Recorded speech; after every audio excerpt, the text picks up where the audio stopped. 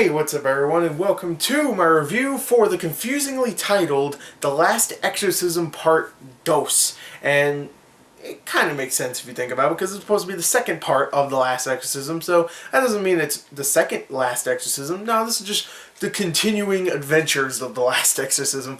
And I am actually a big fan of the first one, because I thought that had a great main character. The priest, I can't remember the actor's name, it's been a little while, but the priest in that movie was a great character, and I loved his story about him trying to pretty much show people, make a documentary about how fake an exorcism really is, because he's a priest that lost his faith and blah blah blah, and of course a lot of bad things happen. It's a found footage horror film. It had creepy parts, and it had a great performance from a girl named Ashley Bell.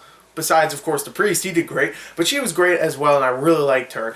And this movie is a continuation, except it doesn't have the priest this time, and it has Ashley Bell's character, Nell, as the main character. So I was actually really looking forward to this, even though it dropped the whole found footage portion of the series and went for a straightforward movie. I was still looking forward to it. So, what did I think of The Last Exorcism Part 2? Well, let's talk about it. Alright, so the story for The Last Exorcism Part 2 follows Nell Sweeter, once again played by Ashley Bell. And at the end of the last film, let's just say she was in a pretty bad predicament. I don't really want to spoil it, but let's just say she was in a bad predicament. There might have been a demon possessing her at one point.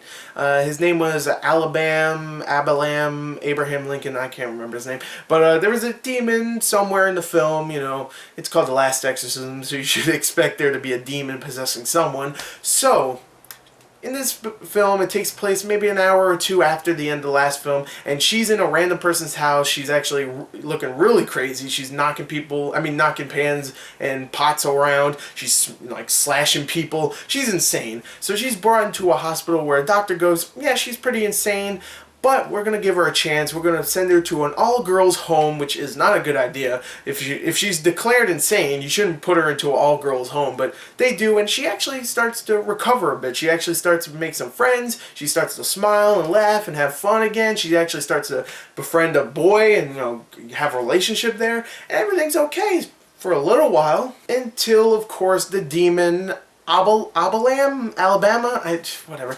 I don't know his name, but the demon comes back and wants her back, and of course he shows her a bunch of weird things, showing her people that she thought were dead, but really are dead, but the demon's screwing with her, showing her weird things, scaring her, jump scares. She keeps waking up out of bed out of nowhere, seeing weird things, and of course you see where this film is kind of going until the ending, which I didn't see coming.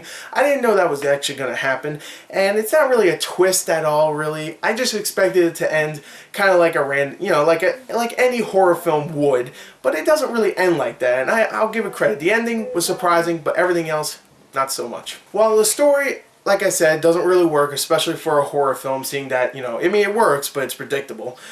I really like Ashley Bell in this. I really liked her in the first film, but here she is centerpiece. She is the main character, and you really do like her. First, you really feel good for her because she's making friends and she's being happy and stuff. She's smiling, she's, touching things. She touches a lot of things in this film, which is kind of weird, but you really do like her. I did, at least, and I think the actress did a great job here.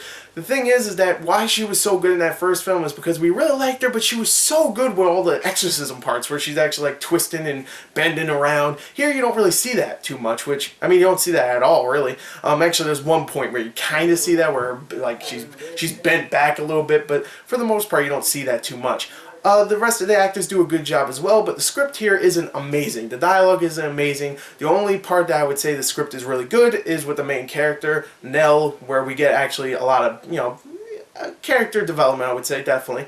But all the other side characters are completely forgettable. This actor's do an okay job, but nothing amazing. But while I really did like some of this movie, I have to admit, the scares in this film were so cheap, and I hate some of them so much because what they do is that they actually reuse scares from the first movie. They do. They actually reuse clips, a lot of clips from the first movie, and audio portions of the film, just add creepiness. But a lot of the jump scares in this film are from the first movie, where they, something's happening, and then oh, she remembers a part from the first film where she goes insane and stuff, and you see that clip, and it's really cheap, extremely cheap. One of the cheapest jump scare movies I've seen in a very long time, and I've seen some in past few years, definitely.